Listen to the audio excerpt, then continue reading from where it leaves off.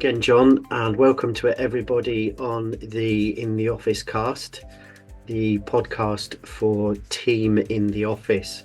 Welcome, John, on this rather cold and frosty morning. Hi, Adam. How's it going? Yeah, well, thank you. We've got quite an interesting topic for this episode.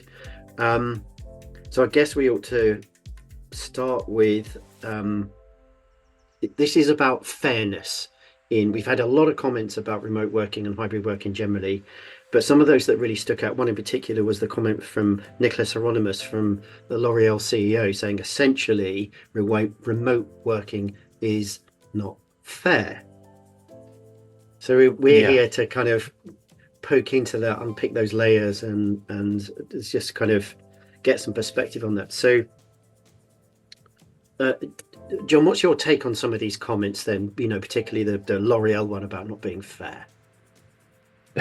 Yeah, well, it's one of those ones which is, I think the word fair gets thrown around a lot, especially, I mean, we've heard it from other CEOs, like when you listen to people like, Elon Musk and Jamie Dimon, and, even Jacob Rees-Mogg back in the back a couple of years ago now, there was an overwhelming sense of you can't have some workers who have to be in the office and others who can work remotely because that's just not fair.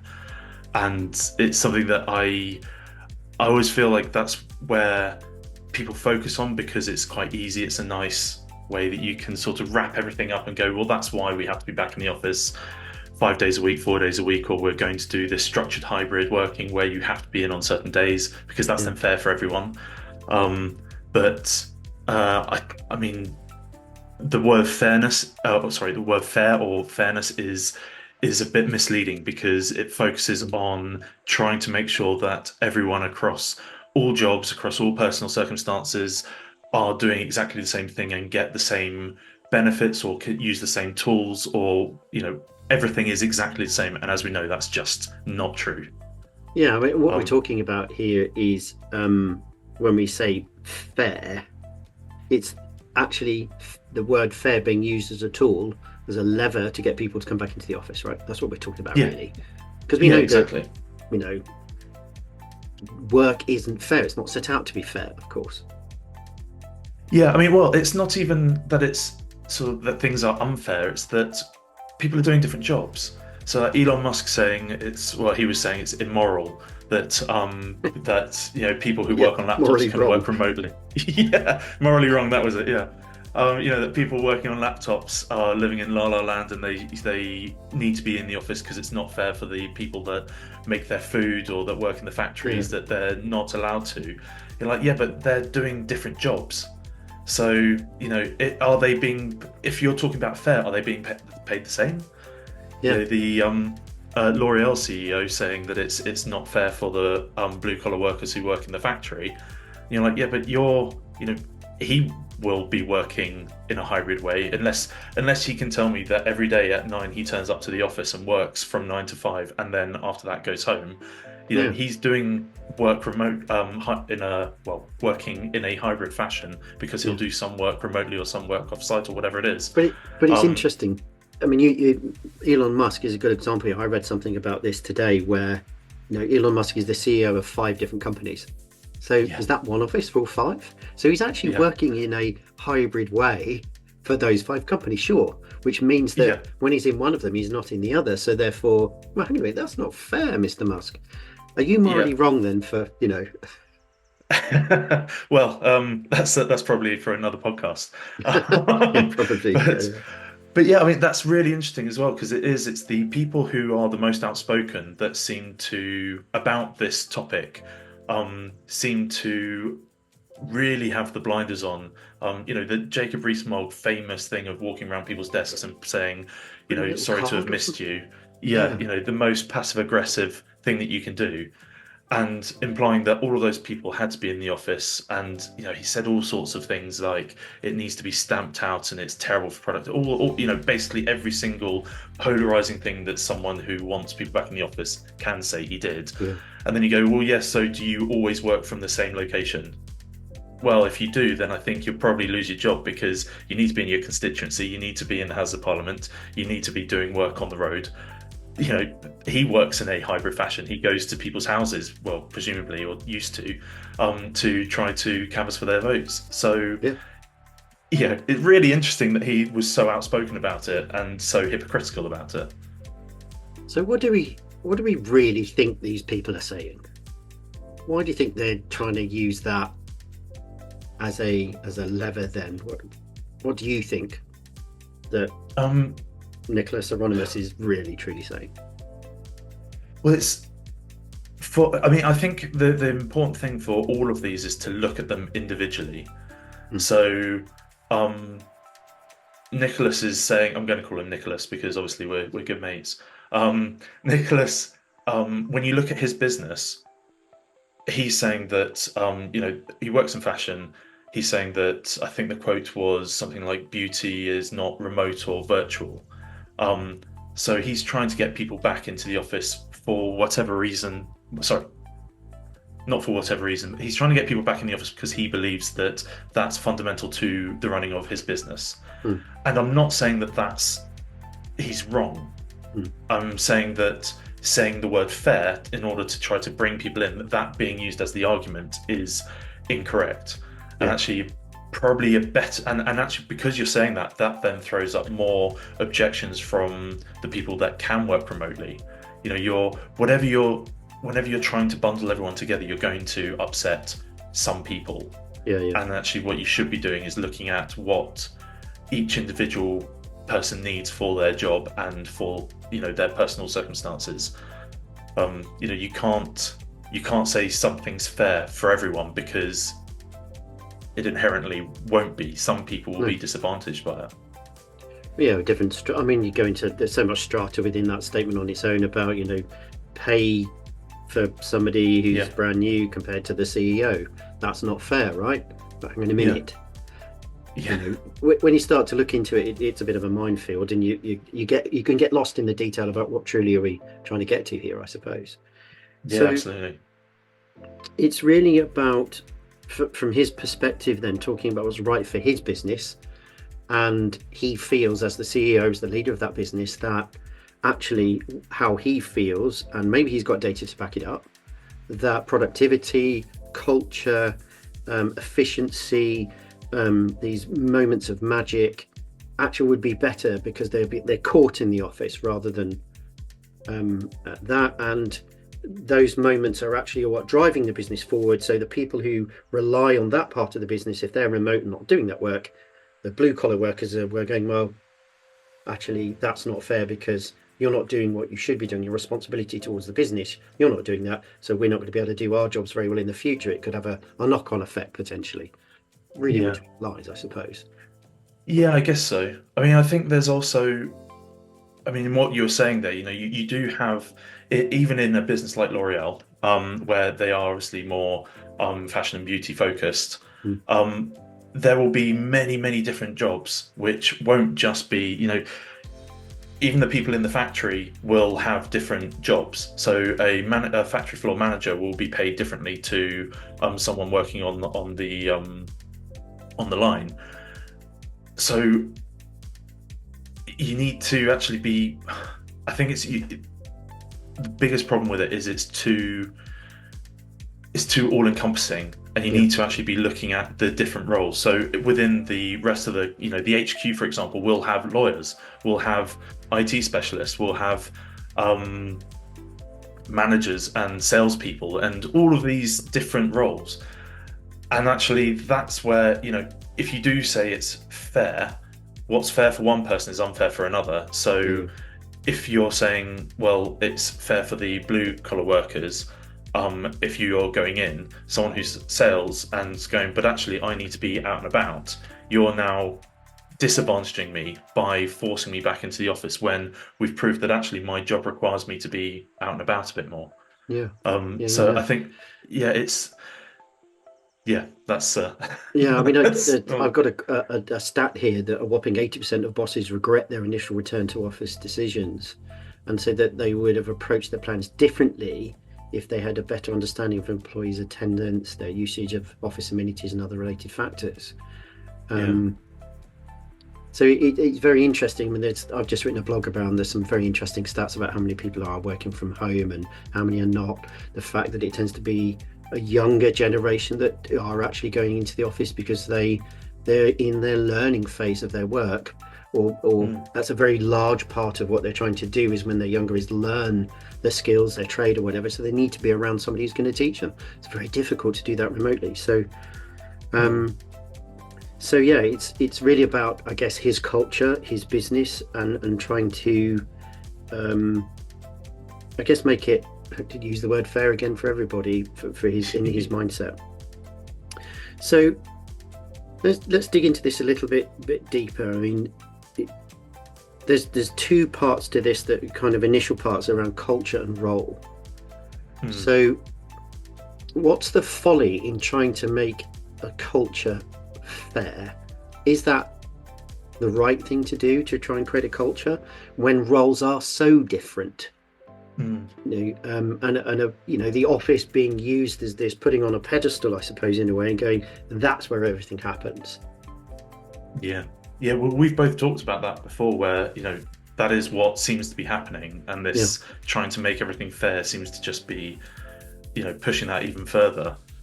And it's interesting what you said there about the CEOs now saying that they made the wrong decisions.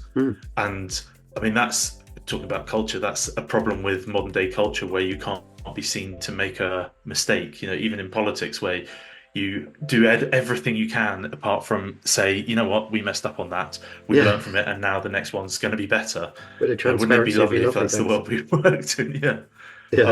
But that those decisions were made at a time where the world was on fire. So desperation leads to, in those situations, you need a leader that's proactive and makes the decision.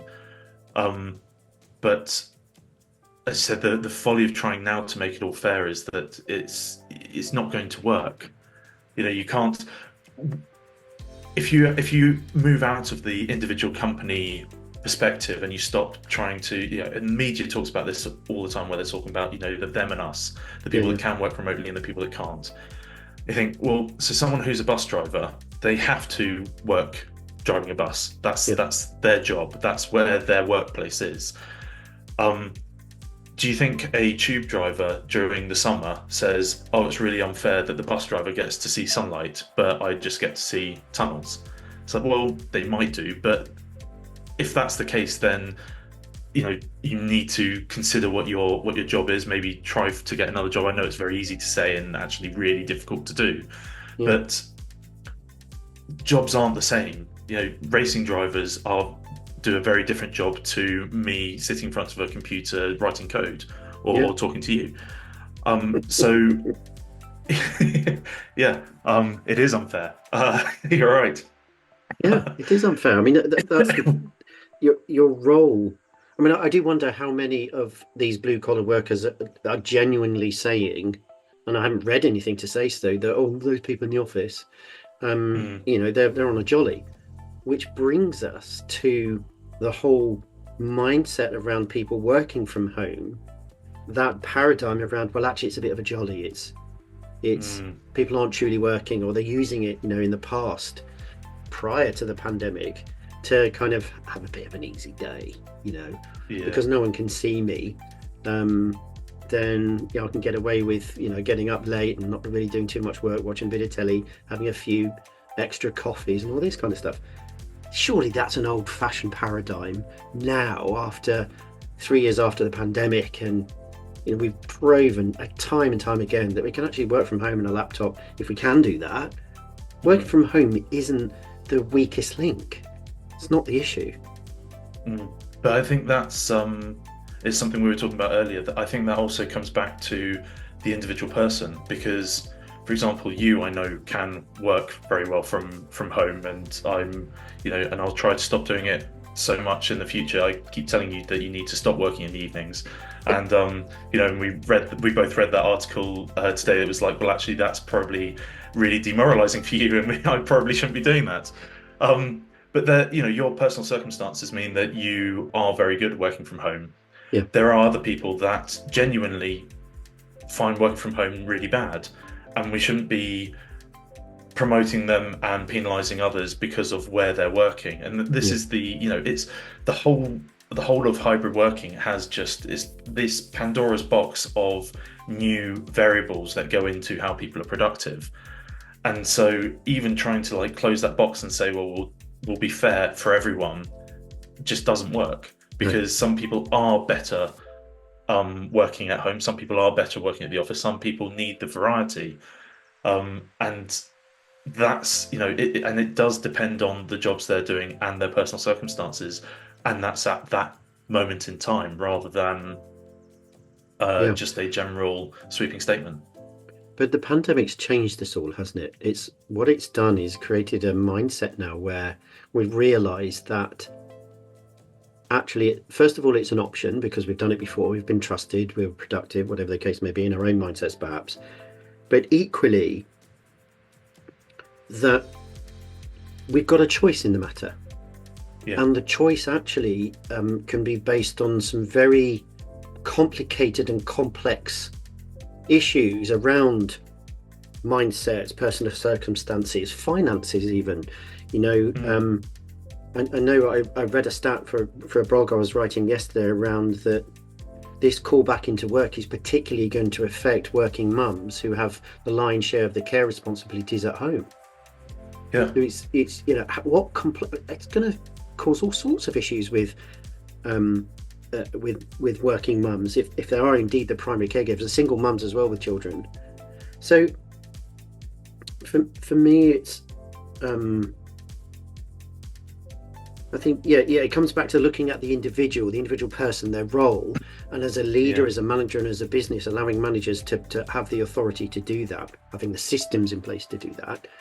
Yeah. But it's that we as individuals have had the power now to choose and go, actually, for this project, for what I'm currently doing, what the business needs are, I should be able to choose the need based on where I feel is going to be most productive, rather than the business tell me that the only place you can be productive is sat in a desk in amongst the noise, with phones going off and emails pinging and people tapping you on the shoulder, etc., etc. Yeah. Well, yeah, I mean, I disagree with a bit of that actually, which is what everyone's hoping for, a bit more of a debate, because it's not great when we both disagree with each other. I know, yeah, Um, it's a bit one-sided. but yeah, but I do think the businesses do have a duty to make sure that what businesses want is to hire people that, and hopefully let's start that again. Hopefully what businesses want is that they'll hire people who can grow with the business, improve in themselves, and keep sort of moving up the ladder and do good jobs. That's sort of what they're working for. And juniors, for example, who come in and then say, well, I want to work from home. If a manager looks at someone and goes, yeah, but you're not actually very productive. Like, I've tried to get hold of you when you're working from home and you're never there. Your work's slipping. I think probably more importantly that their work's slipping rather than they're just never there. Yeah. Because if you are working truly flexibly and you can do sort of asynchronous work and it does mean that you can still be productive, then great. If the work's not being done, and if a manager can see that your productivity is dropping, then there should be some more guidance. And well, actually, maybe that doesn't work for you. Maybe you do need to be in the office with some people more. And if that means that then the manager has to actually be in the office with them, or they have to pull in some senior people, then that's what the job requires. That's what's needed in order to achieve the task that you're trying to do. And then so the job sort of needs to come first, because that's really what people are being paid for, is to do that job. What the pandemic sort of opened up is the fact that now personal circumstances can be taken into account a bit more, because we can use different tools. We've got different software and technology, and we can work from different locations if our job allows it. So if you are a primary caregiver and you can do your work from home, then maybe you should get a bit more slack and a bit more flexibility to not always be doing the 9 to 5, to maybe work from home more than someone else who might need to be in the office. So I think it is definitely about the jobs, but the pandemic has brought in this personal sort of individual circumstances element to it. And I think one of the reasons why, sort of going back to why people are saying it's fair, is because it just makes it easier than to say we're all doing the same thing, rather than, okay, let's actually delve into this. What do you as an individual person need to achieve this job? And what can we do to make sure that you do that? And one of the things I know you talk about a lot is the sort of Gen Z and the younger population, and how exciting it is that there's a, the TikTok revolution and all of these people who are making money and working by themselves. They're, back when I was starting to work, if I was able to work from home, I don't think I would have done anything. I would have sat playing PlayStation. But now there's been a shift, and they're doing more work and appreciating working from home. So I mean, do you think that's the right sort of way? Do you think that's where we're going to go in the future? I think, well, I disagree with the fact that home was always going to be. I mean, I would have worked, but I think it's very much down to how I saw my job, how purposeful I felt in my role. So working from home, if I'm driven, if I feel purposeful, if I connected into what we're trying to do as a business, then home was just a great way to sometimes do some deep work. So It was a place to concentrate. It was quieter. It didn't have some of the disruptions. But at the time, it wasn't realizing that I was using that as a tool, or allowing my team to use that as a tool. Most often people said, "Oh, I want to work from home because I've got a lot to do today and I just want to get it done," which kind of implied that you couldn't really get it done in the office, which means, hang on a minute, that was the tail wagging the dog sometimes, or where we got the office wrong. So I guess, but that's me as an individual. I'm one of these people that I got told off. My old boss Curtis, a fantastic leader, really lovely guy, and he understood me in the fact that as a creative, my brain goes, "Oh, no, no, no, no." And I'll do a month of kind of crazy work, loads of productivity, and then I'll go bang, and I'll be like, right, my brain's just kind of worn out a little bit. So I had this kind of dog-tooth style of working sometimes, and I needed to try and flatten that out. But where I was working, the times I was working, you mentioned it at the top of the episode, where last night I was working till hours, and it's like, why are you sending me a message at 044? I didn't even know a time existed. But that's just how sometimes my brain works. So I've never really seen that, because I'm plugged into what I'm doing, that being at home wasn't really the issue. It wasn't. Yes, there's more flexibility, I suppose, in that sometimes you have to. Somebody knocks on the door, my door's just there. So I guess it's mindset and purposefulness that would be how people are connected. Future? Is it? So sorry, just to jump in there. It was interesting what you said there about, you working from home. It's all about the purpose, and the work that you do is very creative.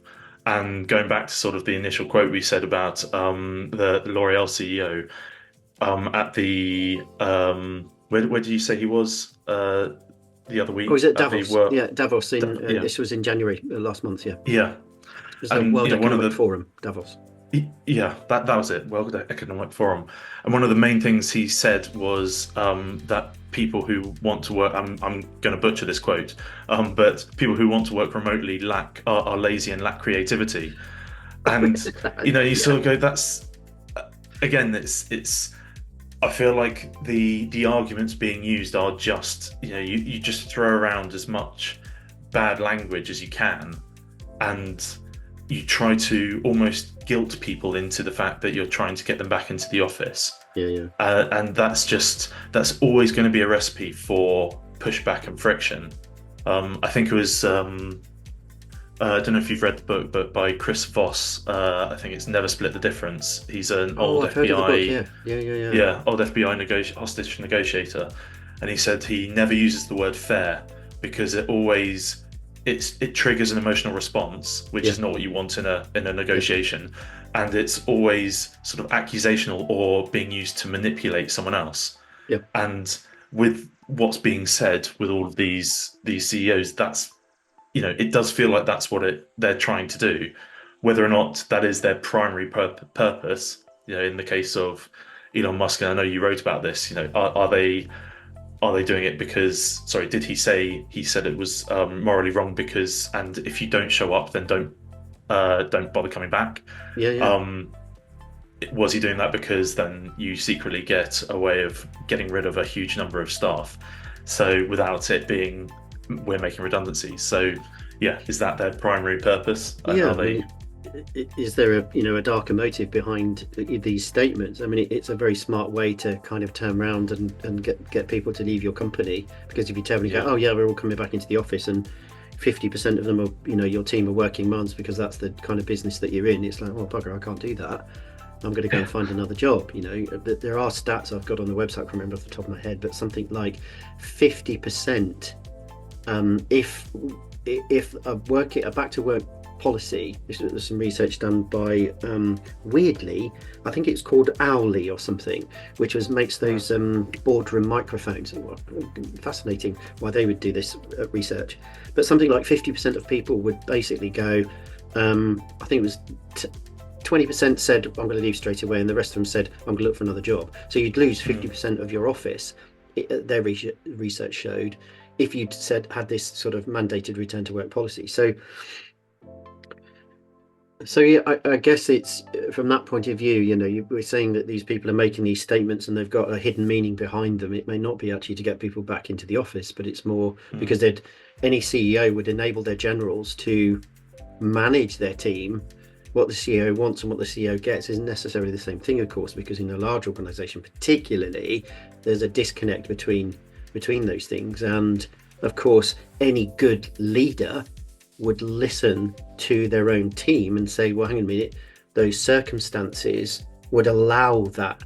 A CEO is not going to get involved, in a 10,000 person company. I don't know how many people work for L'Oreal, but he's not going to go down to the individual level and say, well, hang on a minute, Mr. Manager of 10 people that work in the finance department, why is that person not coming into work today? They're not going to do it. yeah, So the reality and what their statements are could be construed to be something very, very different. yeah. And it is, I mean, one of the things that's interesting there as well is these are the people that are coming out and talking about it. Obviously, because of their roles and the companies they work for, it's being picked up by the media, and the data from that is then being picked up by other people. So I remember, well, you tell a story of what happened with the your policy and with Google and how that was Yeah. influencing.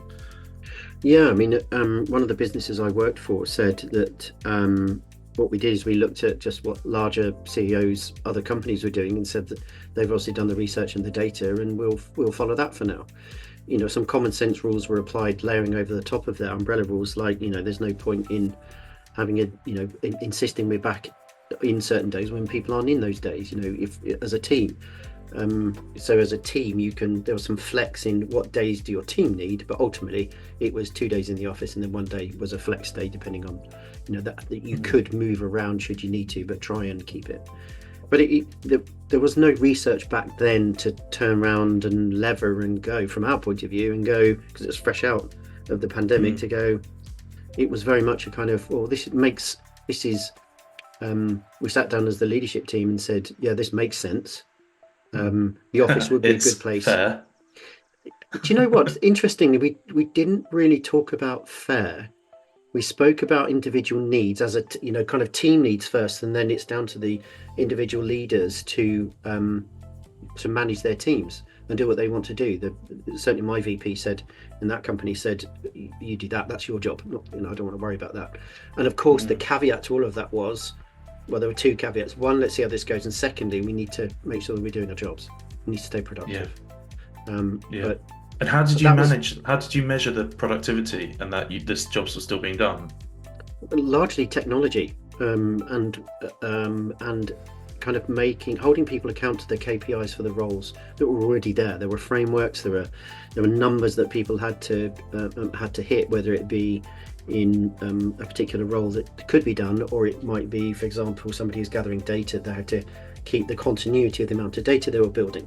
So we used technology, we used numbers, we used frequent communication, really regular one-to-ones, and we had team meetings, and then we had group meetings. We were all plugged into how our small microcosm of activity plugged into the bigger, and we had connective tissue that we could demonstrate and then prove in front of the rest of the business, say this is what we're doing. So we had stats around um, hours of calls made, how many people on our events, all these kind of interesting things, which, there was a level that we think we shouldn't go below.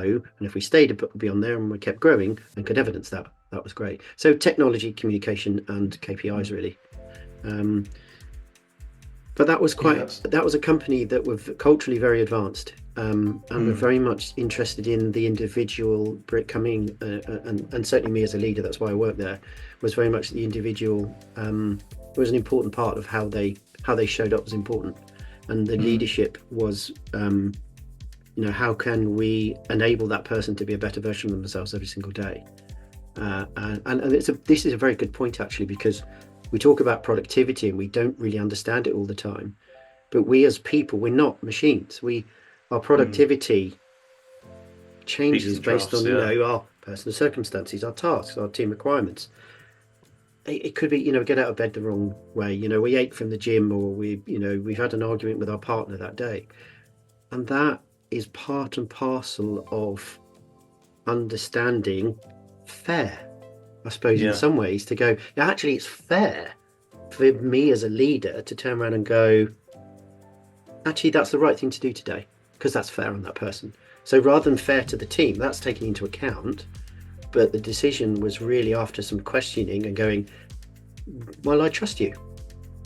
Your history and our communication and the work that you're doing says to me that you're engaged, you believe in what you're doing, you're good at what you do because you're kind of interested in it between the timeframes that you're here.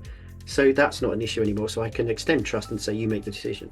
So that trust piece, I think, is probably a very, very important part of this. I think within businesses is how much trust is there in organizations, at this level, and how much does that trust play a part in the culture of the business for CEOs to make comments like, it's not fair.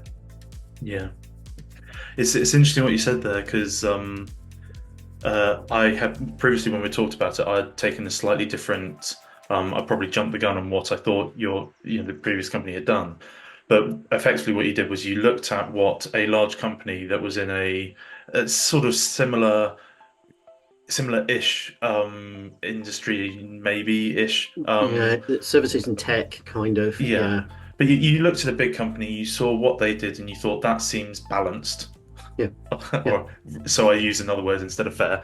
But that's emotional. But you then use that as the base mark, the benchmark, sorry, for what you then did, and you then looked at what would work for each individual team, and you were entrusted to actually try to make that work. And the key thing of that was, as long as our what we're doing, and not necessarily the output, but the outcomes that we're achieving, as long as we're still being productive according to our KPIs, then we can experiment around a bit and try it. So I wonder if maybe, as I said, I don't want to completely chastise these CEOs for saying what they're saying, because again, it gets picked up and sometimes you make a throwaway comment and that's what everyone focuses on.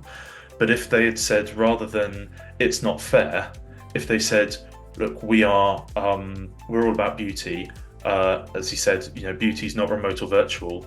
We're going to start with a baseline of everyone in 5 days a week, and then we're going to experiment and see what we can do to see if some of these groups can actually do less time in the office, see if it actually works out for them. And as long as their productivity and what they're set out to achieve keeps above that baseline, then you can start to sort of spread it. And then it's not a one size fits all trying to do the same across everyone. You're going, let's do a baseline, and that's where we're starting. But if blue collar workers, actually, if the technology gets to the stage where they don't need to be on a factory floor, where they can do things remotely, technology will change, then maybe that's an opportunity for them as well to start to look at their personal circumstances, and are they more productive at home or working remotely, or doing whatever they need to do. So I'm wondering if that would be a better start. That's a very important point, actually. I think to a certain extent, there are no excuses now per se to not understanding what's right for your organization, because there is so much technology there now to enable you to have data around hybrid working and remote Mm. working. And the technology, our own software does this. It enables you to manage these very complex kind of parameters, individuals, if you like, okay, like herding cats, but it enables you to manage that and understand that and gather data around that so you can make data-based decisions. So I think that there is no excuse. There's tech there. A manager won't be able to do it in the past because it's like, oh my goodness, I've got 27,000 things to do and I'm managing people and not productive myself. That's part of leadership. But I think that's part of this too, is that the world's moved on. We're not where we were. We can count stuff now. We can understand it a lot more and then move on from there. And as you say, technology is going to get better and better anyway, and more human centric, which is, that's how we base our technology on, the software that we make, is coming from the individual, the person, be able to link no matter where they are with their productivity. Yeah, but I think my only caveat to that would be, yes, we do have the data, but you almost have to plan what you're trying to read from it in advance and not use other people's data because you've no idea how it's collected. And maybe that's something that we can talk about in another podcast, because I feel like that's a bit like, we'll look at other companies and go, that's the baseline. Yeah. And you've no idea what their circumstances are, what their culture is. So you need to make sure it's done. The data-driven decisions that you're making are from your data. Yeah, I think what's after, the reading that we've done in our conversations, I think for me, what we've got to be just really careful of is taking individual comments about fairness and about, Jamie Dimon from JP Morgan. When you actually dig deeper, there's actually a lot more to this, and you can have one comment can give you a very myopic view of what you think they're doing. This connects with they don't look at other people's data, but in reality, when you delve into this and go past the headlines, actually they really have thought about it, because their culture and their business productivity and getting their teams to feel connected is really important to them, as every good CEO should be. So I think that for me is the headline. Is I think fair's been levered perhaps, but also partially taken out of context. And I think that everybody's smart enough to know that actually fair is so grey. It's one of those, as you say, a lot of emotion connected to it, but it doesn't really mean anything. It's very vague. It's a mean, immediate. It doesn't exist. It just plain doesn't exist. No, it doesn't. No, it really doesn't. Well, I'm not sure whether have we come up with any answers apart from be careful of headlines? I think for me the main thing is, it isn't about fairness. Just ignore that, because, and we've explained why fairness doesn't exist, but trying to work out what works for your company and treating people by their jobs and by their individual circumstances, that's the way that you're going to start to make it through this process. Brilliant. Again, very insightful. Thanks, John. See you next time. Cheers, Adam.